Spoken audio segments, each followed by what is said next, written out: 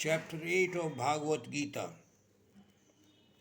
Before I begin with this chapter, I would like to ask you a few questions about what Bhagavan said in chapter 7. He said, I am the light of the sun and the moon.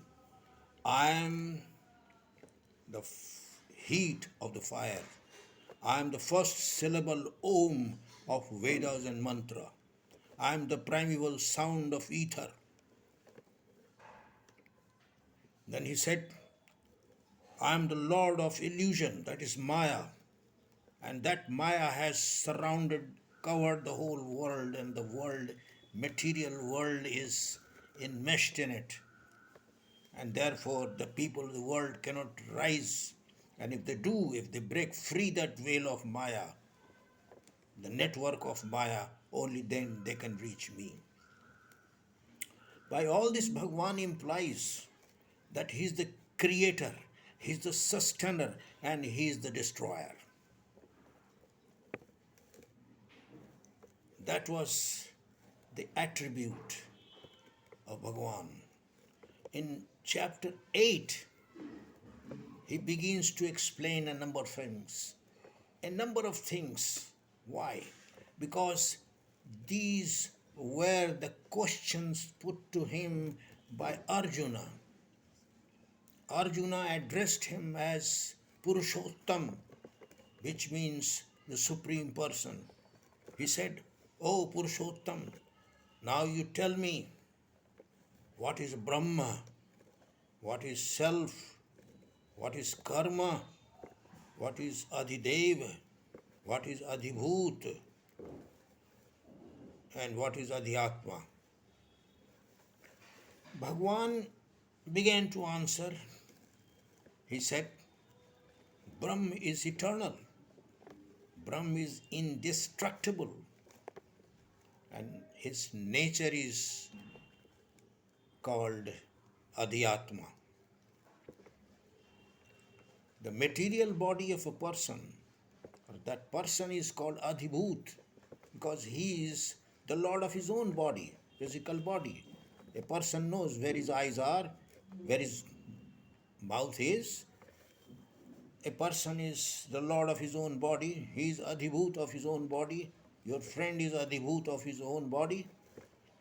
But Adhiyagya is the soul, super soul resident in the body. Adhiyagya.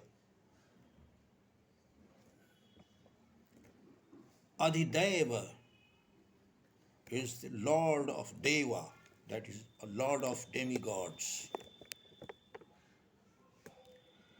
Then Bhagwan moves on to answer other questions. Then he comes to the point, what should a man do at the time of his passing away to reach me? He said, yogis are concentrated and they actually cease their body activities. They hold their breath in the mind, their mind in the heart, and chant Om, Om, Om. But this is not possible for all. So, a householder should always do devotional services in undiminished manner, and if they do so, they can also reach me. So, this is how a man has to do or act at the time of his death. But if a person has a scattered mind at that time and he begins to think about some persons, dear persons, and so on, then in the next birth he will get that. But if you think about me and concentrate on me, you will get me. Bhagwan then says that the times of death. If a man dies when there is a sun in the sky, during the daytime at certain moments, that's an auspicious moment. If a person dies during Shukla Paksh, that is during waxing moon, that is an auspicious fortnight. If a man dies when the sun has moved to the north, that is Uttarayan, that is an auspicious period. On the other hand, if a man dies during the dark moon period, that is during Amavasya or during Krishna Paksh, his body goes to the kingdom of the moon, that is Chandralok, from where he is to return after some time to the earth to carry on the cycle of birth and death. So these are the auspicious and less auspicious times. You know that Brahma, the one day of Brahma comprises 1000 ages,